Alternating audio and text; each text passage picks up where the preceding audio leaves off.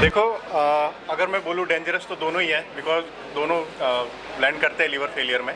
But alcohol का ऐसा है कि आप अगर कुछ स्टेज में आप अल्कोहल बंद कर देते हो तो अल्कोहल तो लीवर को इंजरी कर रहा है ना, अगर आप अल्कोहल बंद कर देते हो तो वो इंजरी वाला जो फैक्टर है वो खत्म हो जाएगा।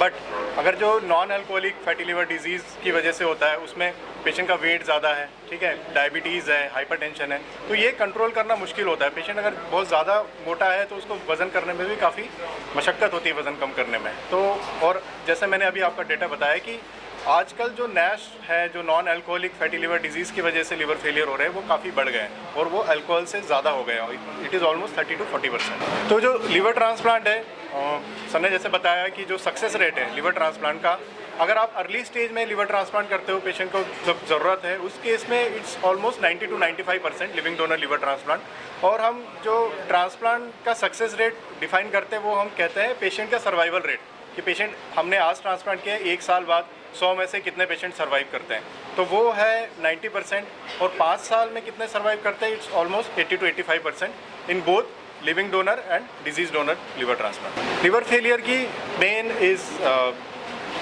हेपेटाइटिस वायरस इन्फेक्शन, अल्कोहलिक, जो भी आपके लीवर को इंजरी करते हैं, अल्कोहल हो गया, हेपेटाइटिस वायरस इन्फेक्शन हो गया, डायबिटीज़, ओबेसिटी, हाइपरटेंशन, ये मेन कारण है लिवर फेलियर के। बाकी कॉन्जेनाइटल बीमारी होती है जो कि बच्चों में ज़्यादा होती है, जो स्टोरेज डिजीज़ होती है जिसमें उनका लीवर काम ही नहीं करता, और जो लीवर से जो बाइल बनता है उसका जो सिक्रीशन होता है वो जो जिस डक्ट से होता है, अगर उसमें डैमेज है, जिसे हम बिलियरी सिरोसिस बोलते हैं, प्राइमरी बिलियरी सिरोसिस, वो बच्चों में ज़्यादा कॉमन है। और एक होता है ऑटो इम्यून, कि आपकी बॉडी में ही लीवर के अगेंस्ट एंटीबॉडीज़ बन गई है जो कि डैमेज कर रही है, ये भी एक कॉमन कारण है जो कि यंग फीमेल में होता है। तो आप अगर नैश के बारे में पढ़ोगे, non alcoholic fatty liver disease के बारे में पढ़ोगे, तो वो एक स्टेज तक रिवर्सिबल होता है, ठीक है। उसके बाद अगर फाइब्रोसिस, जब फाइब्रोसिस स्टार्ट हो जाता है, फाइब्रोसिस होना स्टार्ट हो जाता है, तो उस केस में इट इज़ इरिवर्सिबल। और सेम अगर लिवर फेलियर होता है तो उसमें 2 स्टेज होती है।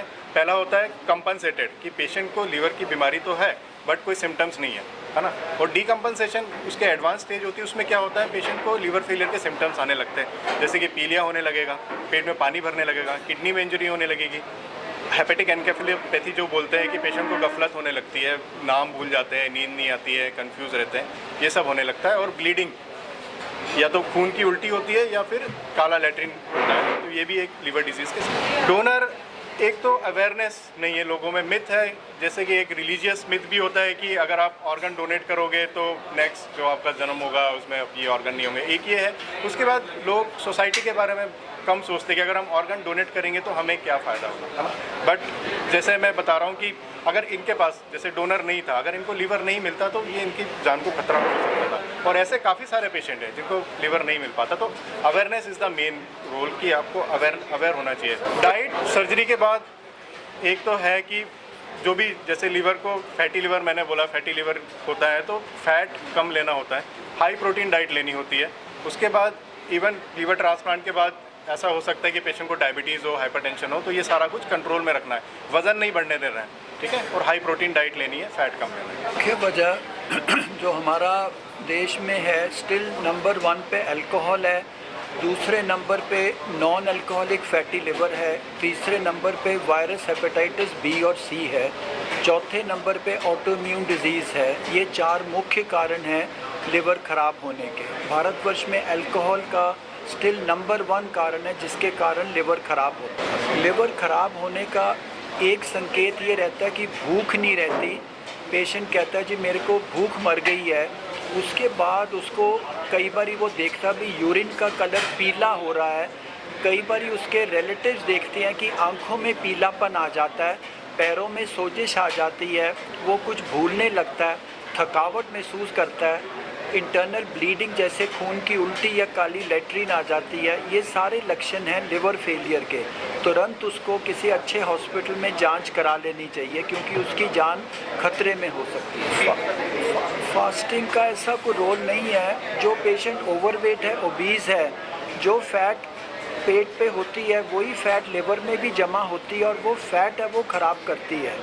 फास्टिंग से कुछ ऐसा कोई फ़र्क नहीं पड़ता। कई लोग कहते हैं कि जी मैं खाता नहीं सुबह का या मैं फ़ास्ट करता हूँ तो वो लिवर के लिए ऐसा हानिकारक नहीं है।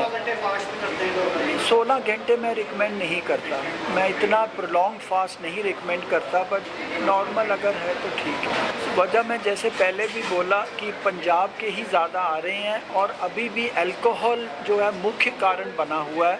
उसके बाद जो है हमने डायबिटीज़ और ओवरवेट के कारण फैटी लिवर, तीसरा हेपेटाइटिस सी जो पंजाब और हरियाणा में काफ़ी कॉमन है। ये 3 मुख्य कारण हैं और पंजाब के तो नंबर 1 कारण अल्कोहल ही है।